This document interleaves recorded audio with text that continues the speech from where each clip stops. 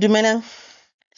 Tšatši la lekgono re tlo ithuta ka ditho tša polelo, which are body parts that are used when we speak or when we learn the language of Sepedi. Re tlo thoma ka maswafo, ka sejatlhapi a tsebagala jwale ka di-lungs. Ona maswafo a dirišiwa jwang? Mohola wa maswafo mo dithong tša polelo a dirišwa ge o bitšwa modumo, or ke wona ao a swarago moya wo o šomišwago ge re bitša medumo. Sa bobedi, re na le leleme. Leleme ke lona leo le laolago moya ka mo ganong ge re bitša medumo or ge re dira medumo. Ra fetša mola ra ba le meno.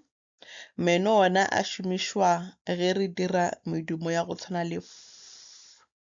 Ge re dira modumo wa f, re momagantšha molomo wa ka fase le meno a ka godimo. Ra fetša mola ra ba le marinini.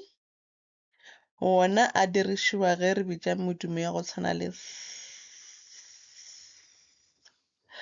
Ra fetša mola ra ba le molomo o melomo. Yona e dirišiwa ge re bitša modumo wa go tshwana le b, m le p.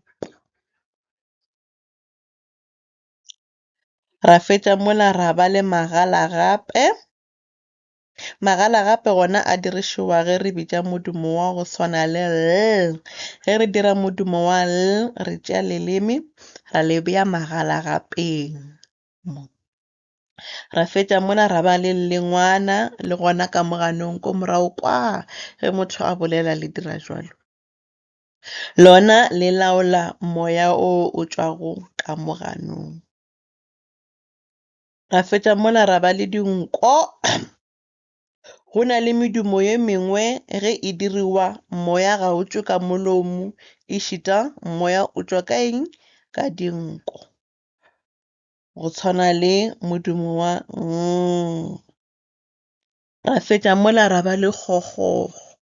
Mohola wa kgokgogo ke eng?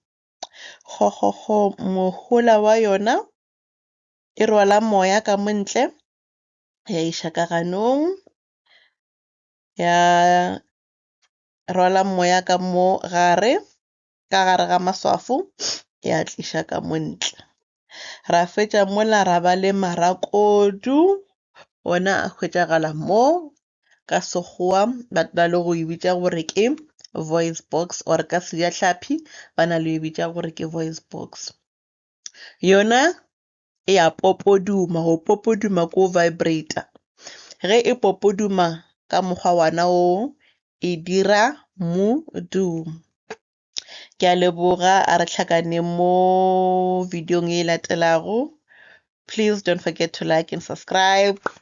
A leboga, le šaleng gabotse. Bye.